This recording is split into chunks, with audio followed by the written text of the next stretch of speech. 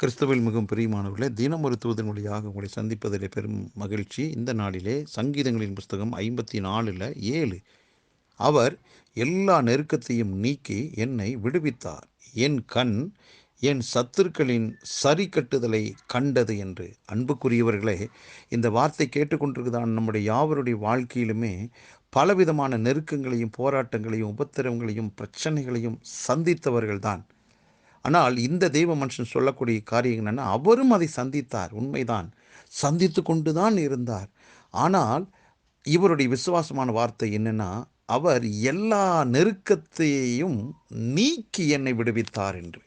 அப்போ அவருக்கு தெரிந்த ஒரு வார்த்தை விசுவாச வார்த்தை தான்.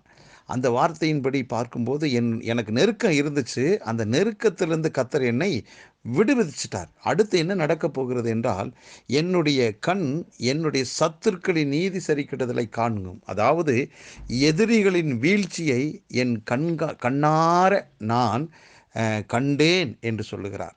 அப்போ அருமையான தேவனுடைய பிள்ளைகளே, நம்முடைய விசுவாச பார்வை என்னன்னா, நான் நெருக்கத்திலிருந்து விடுவிக்கப்பட்டுட்டேன். இந்த நெருக்கத்துக்கும் போராட்டங்களுக்கும் பிரச்சனைகளுக்கு காரணமான சத்துரு அவன் வீழ்ச்சி அடைந்ததை என் கண்கள் கண்டது என்ற இந்த விசுவாசம், இந்த நம்பிக்கையின் பார்வைதான் நம்மை அடுத்த எல்லைக்குள்ளாக நடத்தும். யாருக்கு உபத்திரம் இல்லை, யாருக்கு போராட்டம் இல்லை, இருக்கத்தான் செய்கிறது. ஆனால் அந்த போராட்டத்திலேயே நம்ம வாழ்ந்து போராட்டத்தோடு வாழ பழகி கொள்ளக்கூடிய மனுஷ கூட்டம் அல்ல நாம்.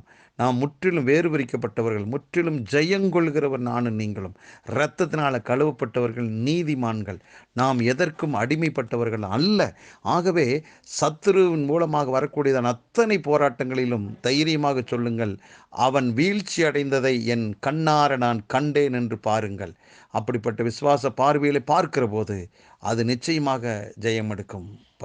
12 வயசுள்ள அந்த சிறு பிள்ளை மரித்து போனால், இயேசு கிறிஸ்துனுடைய பார்வை நித்திரை அடைந்திருக்கிறாள், தூங்கி கொண்டிருக்கிறாள் என்றுதான் ஆண்டவர் சொன்னார். அவருடைய பார்வை வேற. அப்போ அவருடைய பார்வை என்னவோ அதுதான் அப்படியே நடந்தது. ஆகவே நம்முடைய பார்வையும் கூட, ஐயோ சத்துரு இவ்வளவாய் பெருகி இருக்கிறானே, இப்படி ஒரு கூட்டம் எழும்பி விட்டதே, ஊழியத்துக்கு விரோதமாய், தனிப்பட்ட வாழ்க்கைக்கு விரோதமாய், குடும்பத்துக்கு விரோதமாய் எழும்பி விட்டானே என்று யோசிப்பதை விட, எனக்கு எவ்வளவு சத்துருக்கள் எழும்பினாலும் என்னுடைய எல்லா விதமான இக்கட்டுகளுக்கும் நெருக்கங்களுக்கும் நான் விடுவிக்கப்பட்டுட்டேன். என்னுடைய சத்துரு என்னுடைய கண்கள் காண அவன் வீழ்ச்சி அடைவதை நான் பார்ப்பேன் என்ற விசுவாச பார்வையை பாருங்கள்.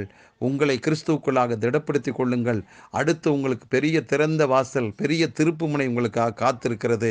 அது தேவன் முன்குறித்ததான அந்த பாதை முழுமையான வெற்றியை தரக்கூடியது. சந்தோஷமாக இந்த நாளை கொண்டாடுங்கள். வெற்றி உங்களுடையதே. பரலோக பிதாவே, நீர் எங்களுக்கு கொடுத்த நல்ல அருமையான வேலைக்காக நன்றி. எங்களுக்கு இருந்த எல்லா நெருக்கங்களிலிருந்து எங்களை விடுதலையாக்கிட்டீர். ஆமாண்டவரே, எங்களுடைய சத்துருக்கள் வீழ்ந்து போனதை எங்கள் கண்கள் கண்டது என்று நாங்கள் விசுவாசித்து அறிக்கையிடுகிறோம். அப்படியே எதிராக இருக்கக்கூடிய எல்லா போராட்டங்கள் பிரச்சனைகளுக்கும் காரணமான அவன் வீழ்ந்தான், எங்களுக்கு வெற்றி கிடைத்தது என்றதான சந்தோஷத்தோடு உமக்கு நாங்கள் நன்றி செலுத்துகிறோம்.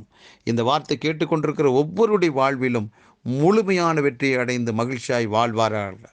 மனதார ஒவ்வொருவரை வாழ்த்துகிறேன், ஆசீர்வதிக்கிறேன். இயேசு கிறிஸ்துவின் நாமத்தில் ஜெபிக்கிற நல்ல பிதாவே, ஆமென்.